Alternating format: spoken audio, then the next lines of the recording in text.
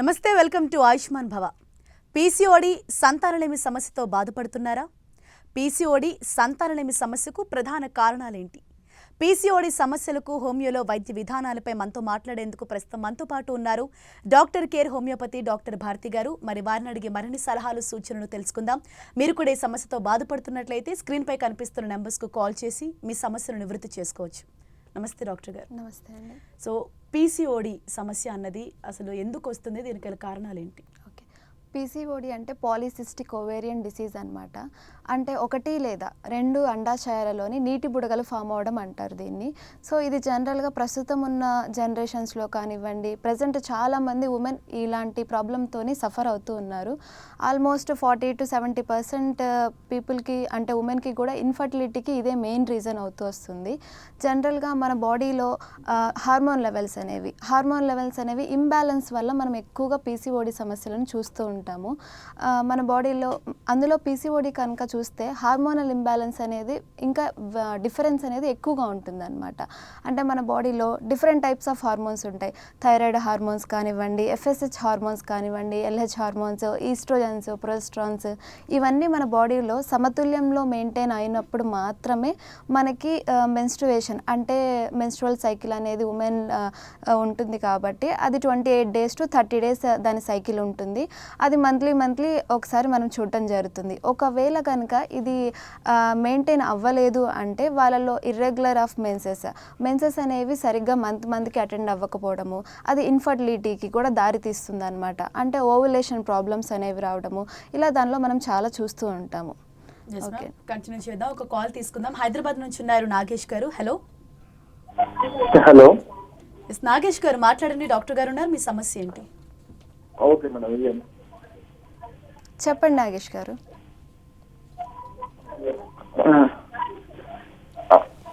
నాగేష్ గారు దయచేసి మీ TV volume మ్యూట్లో పెట్టి మాట్లాడండి. కాల్ డిస్కనెక్ట్ అయింది. అండ్ అదేవిధంగా ఈ పీసీఓడి ప్రాబ్లం వచ్చినప్పుడు వాటి సిమ్టమ్స్, తర్వాత వాటి కాంప్లికేషన్స్ ఏ విధంగా ఉంటాయి? ఓకే, జనరల్గా మనం చూసినట్లయితే పీసీఓడిలో ఆండ్రోజన్ హార్మోన్స్ అనేవి అంటే మేల్ హార్మోన్స్ అనేవి ఎక్కువ అయిపోవడం జరుగుతుందన్నమాట. అండ్ దీనికి ఎక్కువ రీజన్స్ మనం చూసుకున్నట్లయితే జెనెటికల్ లింక్, ఒక ఫ్యామిలీ జనరేషన్ నుంచి ఇంకొక జనరేషన్లో, ఒకే ఫ్యామిలీలో ఒక జనరేషన్ నుంచి ఇంకొక జనరేషన్కి క్యారీ అయ్యే క్యాపబిలిటీ అనేది ఈ డిసీజ్కి ఉంటుందన్నమాట.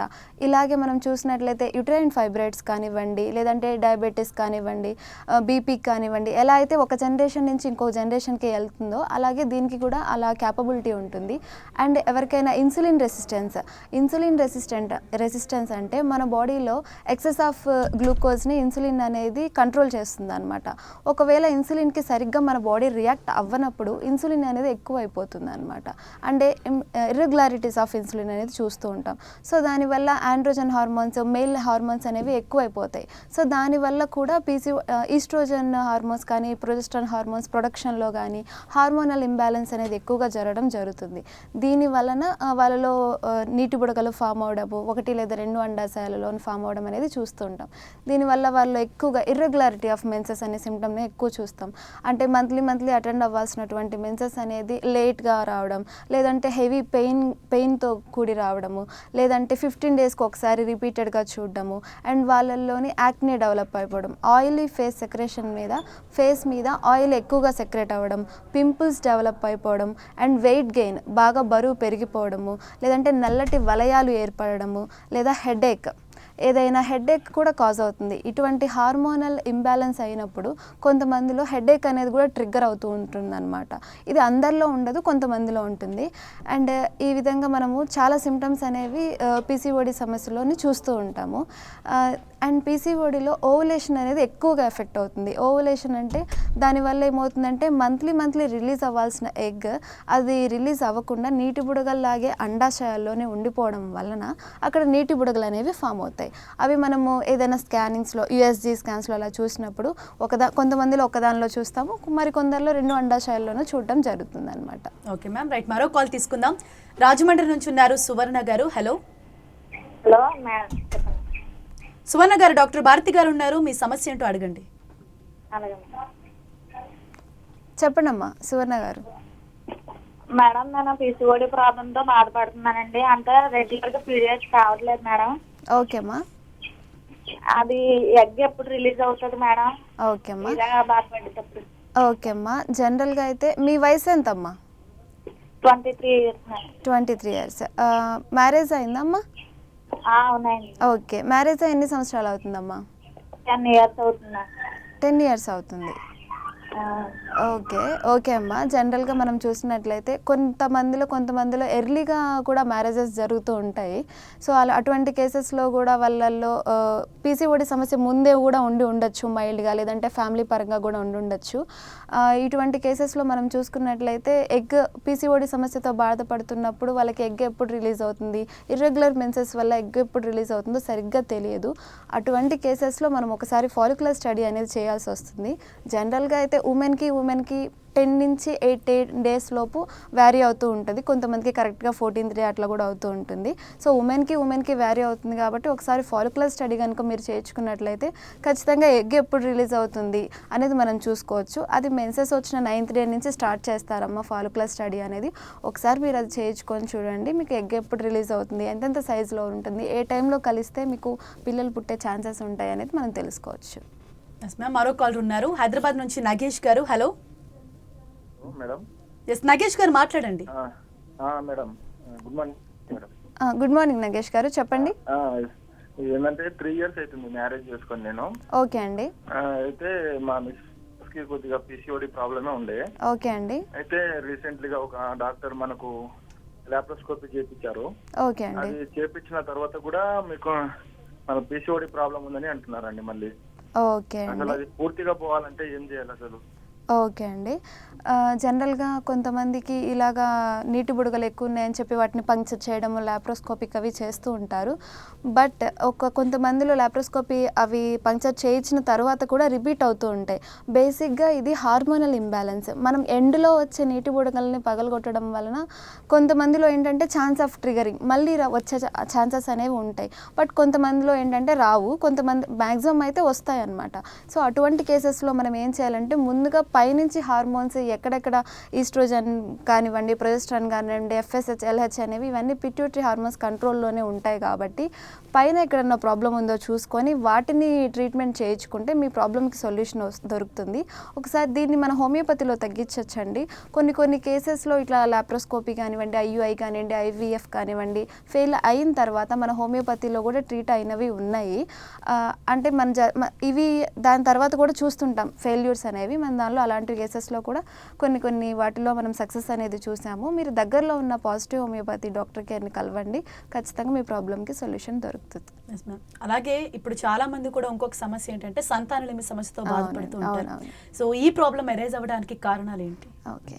జనరల్గా మనం చూస్తే ఇన్ఫర్టిలిటీ సమస్యలు అనేవి మెయిన్గా మనకి అండాశయాల ఇబ్బందులు కానివ్వండి, లేదంటే యూటరైన్ ప్రాబ్లమ్స్, ఏమైనా యూటరస్కి సంబంధించి దానిలో ఏమైనా గడ్డలు ఫామ్ అవడము, లేదంటే ట్యూబల్ బ్లాక్స్ అనేవి, ఫాలోపియన్ ట్యూబ్స్ అనేవి బ్లాక్స్ రావడం వల్ల కానీ, లేదంటే బోత్ ఇన్ఫర్టిలిటీలో మేల్ అండ్ ఫీమేల్కి ఈక్వల్ రెస్పాన్సిబిలిటీ ఉంటుంది 50-50%.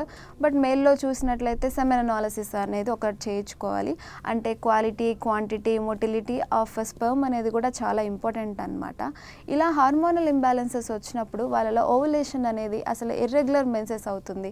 అంటే ఇయర్లో అట్లీస్ట్ 8 menstrual cycles కూడా జరగవన్నమాట.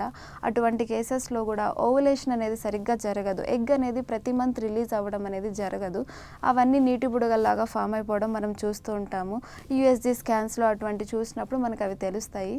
ఆ ప్రాబ్లమ్స్లో ఓవులేషన్ లేకపోవడం వలన వాళ్ళకి ఇన్ఫర్టిలిటీ ప్రాబ్లమ్స్ అనేవి ఎక్కువైపోతూ ఉంటాయి అన్నమాట. అదే పీసీఓడిలో కనుక చూస్తే వాళ్ళ మేల్ హార్మోన్స్ ఎక్కువైపోయి ఆడవాళ్ళలో ఉండే సున్నితత్వాన్ని కోల్పోయి దానివల్ల కొంచెం మస్కులర్ నేచర్ డెవలప్ అవ్వడము, అండ్ మేల్ ప్యాటర్న్ బాల్డ్నెస్ అంటారు, హెయిర్ ఫాల్ థిన్ అయిపోయి హెయిర్ ఎక్కువగా లూజ్ అవ్వడం మనం చూస్తూ ఉంటాం అనమాట. సో 70-80% ఆఫ్ కేసెస్లో పీసీఓడియే ఇన్ఫర్టిలిటీకి ఎక్కువగా కాజ్ చేస్తూ ఉంటుంది అనమాట. ఎస్ మ్యామ్, కాల్ ఉన్నారు కర్నూలు నుంచి మధు గారు. హలో మేడం, గత 7 సంవత్సరాలు ఎంత పెళ్ళి మాకి. చెప్పండి సార్. అంటే స్పీడ్ కొంచెం తక్కువ ఉంది, బట్ ఏం చేస్తే దానికి? ఓకే మధు గారు, ఒకసారి మీ క్వశ్చన్ మళ్ళీ రిపీట్ చేస్తారా? స్పీడ్ కొంచెం తక్కువ ఉంది. అర్థమా సార్ ఇంకొకసారి చెప్పగలరా? నాకు స్పెర్మ్ కౌంట్ తక్కువ ఉంది. బట్ Sperm count ఏంటంటే ఓకే గత 7 సంవత్సరాల పిల్లలకి డాక్టర్ అనుకుంటున్నాను. అంటే మీకు 0 కౌంట్ అని అన్నారు. ఓకే అండి. దానికి పరిష్కారం ఎట్లా మేడం? ఓకే ఇంకేం బాగుంటుంది? ఓకే. జనరల్గా ఇన్ఫర్టిలిటీలో చూసినట్లయితే మనం ఇందాక చెప్పిన విధంగా బోత్ మేల్ అండ్ ఫీమేల్లో ఈక్వల్ రీజన్స్ ఉంటాయి. మేల్లో సెమెన్ కౌంట్లు చూసినట్లయితే క్వాలిటీ, క్వాంటిటీ అండ్ మొటిలిటీ కూడా చాలా ఇంపార్టెంట్ అనమాట. కొంతమందిలో తక్కువ ఉన్నా కూడా మొటిలిటీ అనేది ఎక్కువగా ఉంటే వాళ్ళకి ప్రాబ్లం అనేది ఎరైజ్ అవ్వదండి. ఇటువంటి తక్కువగా ఉన్న కేసెస్లో వాళ్ళు ఎక్కువగా ఏదన్నా మెంటల్గా డిస్టర్బెన్సెస్ ఉన్నా, లేదంటే అంటే ఎమోషనల్గా అవుతున్నా కానీ కొన్ని ఎమోషనల్ డిస్టర్బెన్సెస్, మెంటల్ డిస్టర్బెన్సెస్, లేదంటే ఎక్కువ స్ట్రెస్ తీసుకుంటున్నారా, సఫిషియెంట్ స్లీప్ లేదా, లైఫ్ స్టైల్ చేంజెస్ అనేవి చూసుకోవాలి. అవి చూసుకున్నా ఏదైనా సరి అవ్వట్లేదు అంటే ఏమన్నా హార్మోనల్ ఇంబ్యాలెన్స్ ఏమన్నా ఉందేమో చెక్ చేయించుకోవాలి. ఇటువంటి and food changes, dietary changes కూడా మనం దీనికి ఫాలో అవుతూ ఉంటే దీనికి చక్కటి పరిష్కారం దొరుకుతుంది. ఒకసారి దగ్గరలో ఉన్న డాక్టర్ కేర్ హోమియోపతి బ్రాంచ్ని కలవండి. Yes ma'am. మరో కాలర్ విజయవాడ నుంచి ఉన్నారు, ఫర్జానా గారు. హలో హలో ఫర్జానా గారు మాట్లాడండి, డాక్టర్ గారు ఉన్నారు, మీ సమస్య ఏంటి? హలో హలో వినబడుతుంది, మాట్లాడండి.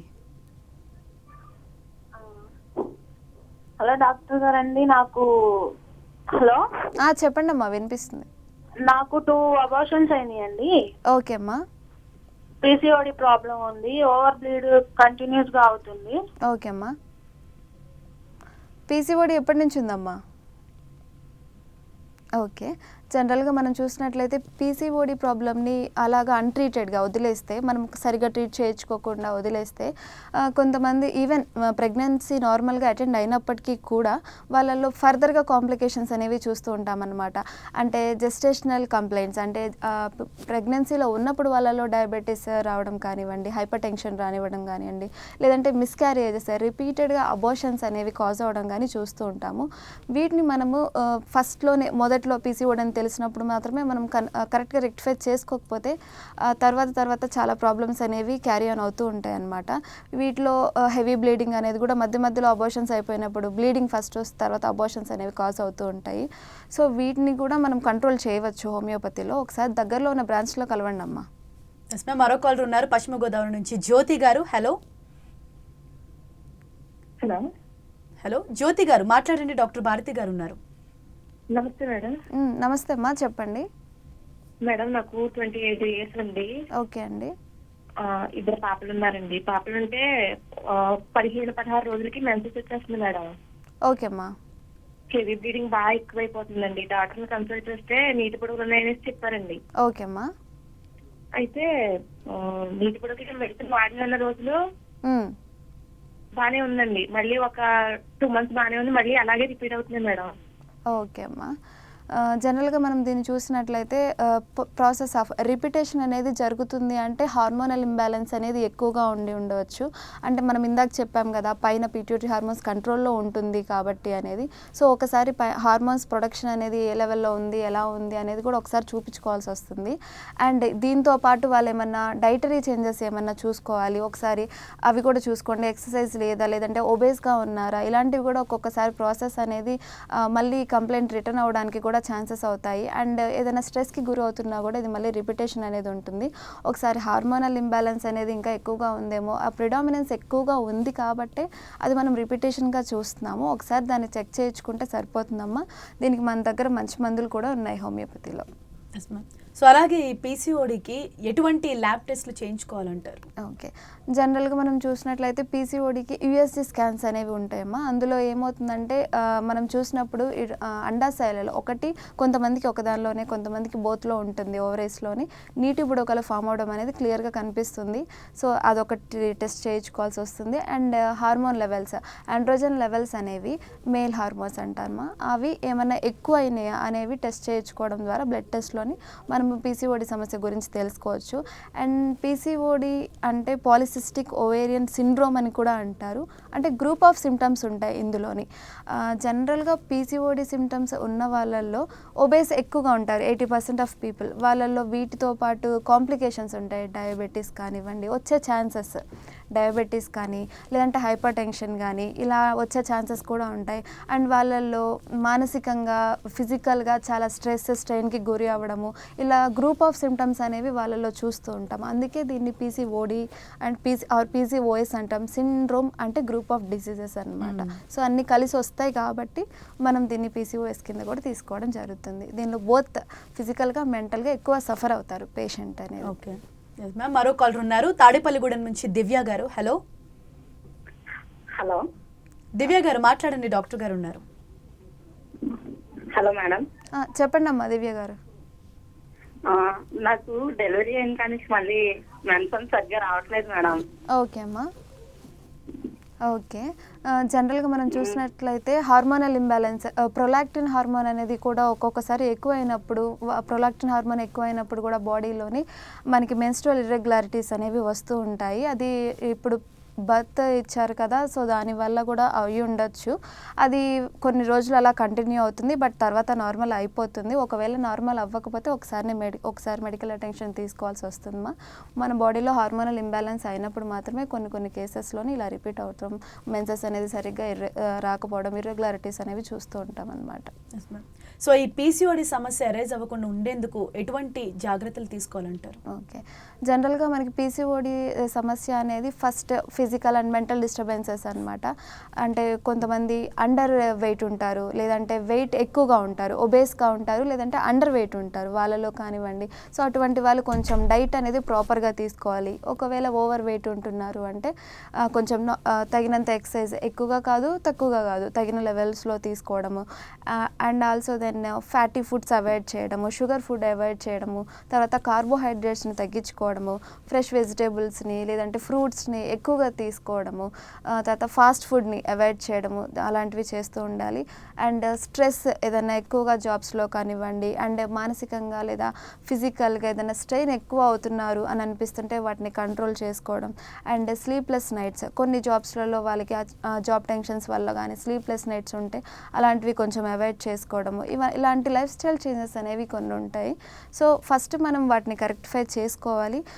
అటువంటి టైంలోనే మనకి మెన్సెస్ ఇర్రెగ్యులారిటీస్ కూడా చూస్తాము. వీటి వల్ల కొంతమందిలో మెన్సెస్ అనేవి మళ్ళీ నార్మల్ అయిపోయి నార్మల్గా జరుగుతూ ఉంటుంది. ఫస్ట్ ఇవి నార్మల్ చేసుకుంటే కూడా కొంతమందిలో క్యూర్ అనేది వస్తుంది. ఓకే మ్యామ్, కాల్ తీసుకుందాం. వరజ గారు ఉన్నారు. హలో హలో హలో చెప్పండి. నాకు పీసీఓడి ప్రాబ్లం ఉందండి. చెప్పండి అమ్మా వనజ గారు. నాకు పీసీఓడి ప్రాబ్లం వచ్చిందని మొన్నే తెలిసింది. ఓకే అమ్మా. అంటే నాకు ఏంటంటే చెస్ట్ పెయిన్ వస్తుంది. ఇక్కడ చెస్ట్ మొత్తం నిప్పల దగ్గర ఇవన్నీ దగ్గర పెయిన్ వస్తుంది. అది పీసీఓడి ప్రాబ్లం. నాకు ఇర్రెగ్యులర్ గా పీరియడ్స్ వస్తాయి. మెడిసిన్ వేసుకుంటేనే పీరియడ్ వస్తుంది, లేకపోతే రాదు. ఓకే అమ్మా. జనరల్గా మనం చూస్తుంటాం కొంతమందిలో పీసీఓడి సమస్య వాళ్ళలోని నార్మల్గా వాళ్ళలో మెన్సెస్ అనేది అటెండ్ అవ్వదు ప్రతి మంత్. సో అటువంటి టైంలో వాళ్ళు కొన్ని మెడిసిన్స్ హార్మోన్స్ అనేవి బయట నుంచి ఇవ్వడం ద్వారా వాళ్ళకి మెన్సెస్ అనేది రావడం జరుగుతూ ఉంటుంది. సో ఆ హార్మోన్స్ని మనం నార్మల్గా రెగ్యులేట్ చేసుకోవాలి మన బాడీలోనే. అప్పుడు మాత్రమే మనకి మెన్సెస్ అనేవి నార్మల్గా వస్తూ ఉంటాయి. ఏదన్నా స్ట్రెస్ ఉన్నా లేదంటే ఫిజికల్గా మెంటల్గా ఎమోషన్ డిస్టర్బెన్సెస్ ఏమన్నా ఉన్నా కూడా వాటిని చూసుకోవాల్సి వస్తుంది. అండ్ హార్మోన్ లెవెల్స్, మీరు థైరాయిడ్ టెస్టులు కానీ థైరాయిడ్ ప్రొఫైల్ ఒకసారి T3, T4, TSH లెవెల్స్ కూడా ఒకసారి చెక్ చేయించండి. ఆ హార్మోన్లో కూడా ఇంబ్యాలెన్స్ ఏమైనా ఉందేమో చూసుకోండి. దానివల్ల కూడా ఒక్కొక్కసారి మనకి డిఫరెంట్ టైప్స్ ఆఫ్ సిమ్టమ్స్ రావడము, లేదంటే అప్పుడు కూడా పీరియడ్స్ అనేవి ఇర్రెగ్యులర్ రావడము, లేదంటే వెయిట్ గెయిన్ అవ్వడము, ఇలా బాడీలో ఏ హార్మోనల్ ఇంబ్యాలెన్స్ వల్ల కూడా బాడీలో చాలా చేంజెస్ వస్తాయి. బట్ మనం వాటిని USG స్కాన్స్ ద్వారా లేదంటే డిఫరెన్షియల్గా దానికి తగినట్టు టెస్టులు చేయించుకున్నప్పుడు మాత్రమే మనకు అది బయటపడుతుంది. Okay ma'am. సో ఈ హార్మోన్ ఇంబ్యాలెన్సెస్ ఇవి జరగకుండా తగ్గకుండా డైలీ రొటీన్లో ఎలాంటి చేంజెస్ చేసుకోవాలి, ఫుడ్ హ్యాబిట్స్లో ఎలాంటి చేంజెస్ చేసుకోవాలి? ఓకే. జనరల్గా హార్మోనల్ ఇంబ్యాలెన్స్ అనేది మెయిన్గా కొంతమందికి ఫ్యామిలీ పరంగా కంటిన్యూ అవుతూ ఉంటాయి. జెంటికల్గా కొంతమందికి అంటే ఇలాంటి పీసీఓడి సమస్యలు కానీ యూట్రైన్ ఫైబ్రాయిడ్స్ కేసెస్ ఫ్యామిలీలో ఇంతకుముందు ఫీమేల్కి సంబంధించిన కానీ ఇన్ఫర్టిలిటీకి సంబంధించిన రీజన్స్ కానీ ఏమైనా ఉన్నాయప్పుడు అవి అలా కంటిన్యూ అయిపోతాయి. సో అటువంటి కేసెస్లో కానీ లేదంటే కొంతమందిలో డయాబెటిక్ సిమ్టమ్స్ ఉన్న వాళ్ళల్లో కూడా ఇటువంటి హార్మోనల్ ఇంబ్యాలెన్స్ అనేవి చూస్తూ ఉంటాము. సో అలాంటివి లేకుండా ఉండాలి అంటే ఫస్ట్ ఆఫ్ ఆల్ మనము ఫిజికల్గా కొంచెం ఫిట్గా ఉండడము, ఆ తర్వాత మెంటల్గా స్ట్రెస్ తీసుకోకుండా నార్మల్గా రెస్ట్ తీసుకుంటూ సఫిషియెంట్గా స్లీప్ చేస్తూ ఉండడము అండ్ కరెక్ట్గా ఫుడ్ మెయింటైన్ చేయడము, తర్వాత ఎక్సర్సైజెస్ చేసుకొని బాడీని మెయింటైన్ చేసుకోవడము, ఒబేసిటీని అవాయిడ్ చేయడము, ఇలాగా చాలా మనం చేస్తూ కనుక ఉండుంటే హార్మోన్స్ ఇంబ్యాలెన్స్ ఏమన్నా ఉన్నా కూడా మనకి ఎర్లీగా డిటెక్ట్ అయ్యేలా చూస్తాయి ఒక్కొక్కసారి. సో అటువంటి కేసెస్లో మనకి చాలా యూజ్ అవుతుంది అనమాట. ఓకే. సో ఈ పీసీఓడి సంతానలేమి సమస్యలకు డాక్టర్ కేర్ హోమియోపతిలో ఎలాంటి ట్రీట్మెంట్ మెడిసిన్స్ అవైలబుల్లో ఉంది? ఓకే అండి. జనరల్గా మనం చూసినట్లయితే పాజిటివ్ హోమియోపతిలో మనము కేస్ హిస్టరీ అనేది హోమియోపతిలో కేస్ టేకింగ్ అనేది ఒకటి తీసుకుంటామండి. దాని వలన ఇంతకుముందు జనరేషన్స్లో ఏదైనా పారంపర్యంగా వచ్చే జబ్బులు ఏమైనా ఉన్నాయో అవి తీసుకోవడం జరుగుతుంది.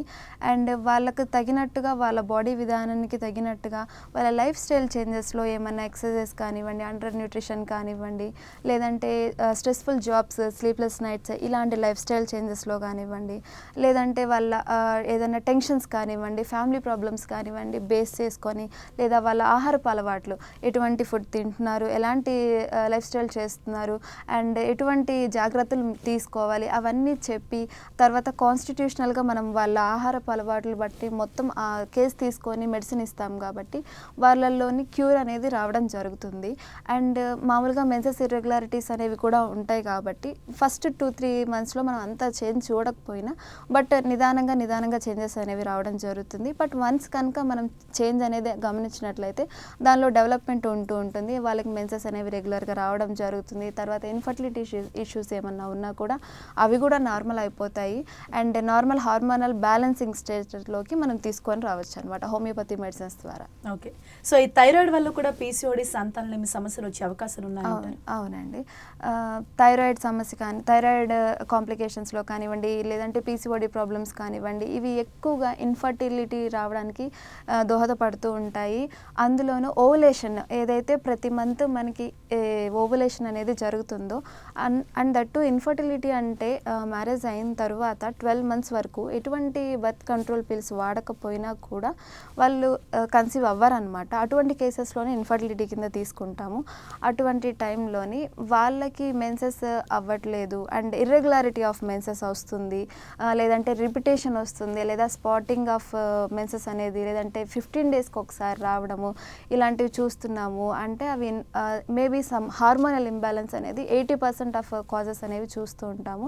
వాళ్ళలో ఓవులేషన్ అనేది ఎక్కువగా ఎఫెక్ట్ అవుతూ ఉంటుంది.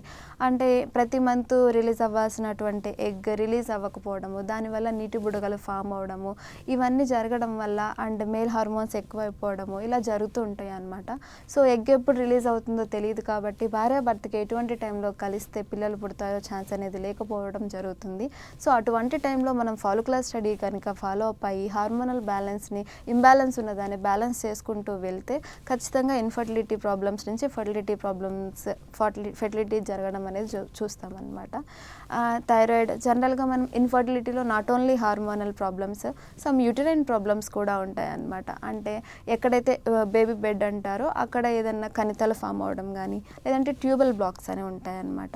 సో ఆ ఫాలోపియన్ ట్యూబ్స్లో బ్లాక్స్ ఉండడం వల్ల కానీ ఇలా అండాశయాలు ఓవులేషన్ ప్రాబ్లమ్స్ ఉన్నప్పుడు మాత్రమే మనం వాళ్ళలో ఇన్ఫర్టిలిటీలో చూస్తాము. ఇదే విధంగా సెమెన్ అనాలిసిస్ అనేది కూడా చాలా important. Both male and female అనేవాళ్ళు ఈక్వల్ రెస్పాన్సిబిలిటీస్ అనేవి ఉంటారు కాబట్టి కొన్ని మైల్డ్ కేసెస్ ఆఫ్ పీసీఓడిలో కూడా మనం ఇటువంటి ప్రాబ్లమ్స్ అనేవి చూస్తూ ఉంటాం అన్నమాట. వాళ్ళలో సరిగ్గా మెచ్యూర్ అయిన ఫాలికల్ అనేది రిలీజ్ అవ్వకపోవడం వలన కూడా వాళ్ళలోనే ఇన్ఫర్టిలిటీ ఛాన్సెస్ వస్తాయి. ఎస్ మ్యామ్, కాల్ తీసుకుందాం. హైదరాబాద్ నుంచి ఉన్నారు రత్న గారు. హలో హలో రత్న గారు, మాట్లాడండి. Hello doctor. చెప్పండి అమ్మా. నాకు మంత్లీ సరిగ్గా రావట్లేదు, ఇంకా ఏంటంటే వైట్ బ్లీడింగ్ చాలా అవుతుంది. ఓకే అండి. మీ ఏజ్ ఎంత అండి? 24. 24. మ్యారేజ్ అయ్యి ఎన్ని సంవత్సరాలు అవుతుంది? మ్యారేజ్ 1 year అవుతుంది. 1 year అవుతుంది. ఓకే. ఇప్పటి వరకు పిల్లలు ఉన్నారా అమ్మ? లేదు ఇంకా. ఓకే అమ్మ. జనరల్గా మనం చూసినట్లయితే ఈ వైట్ డిశ్చార్జెస్ అనేవి కామన్గా వైట్ డిశ్చార్జ్ అనేవి నార్మల్ సంవేదనల్ సెక్రెషన్స్ ఉంటాయి. బట్ ఎప్పుడైతే అవి వాటి వల్ల మనకి బర్నింగ్ కానీ ఇచ్చింగ్ కానీ వచ్చినప్పుడు మనం వాటిని ఫంగల్ ఇన్ఫెక్షన్స్ కానీ లేదంటే బ్యాక్టీరియల్ ఇన్ఫెక్షన్స్ వల్ల అది జరుగుతూ ఉంటుంది. దీనికి అసోసియేటెడ్గా బ్యాక్ పెయిన్ కూడా వచ్చినప్పుడు మనం దాన్ని కన్సిడర్ చేయాల్సి వస్తుంది అనమాట. అండ్ ఈ ప్రాబ్లం కనుక చూసినట్లయితే పీసీఓడి ఉన్నప్పటికీ కూడా కొంతమందిలో ఏంటంటే అది మైల్డ్, మోడరేట్, హై అనే లెవెల్స్ ఉంటాయి అన్నమాట.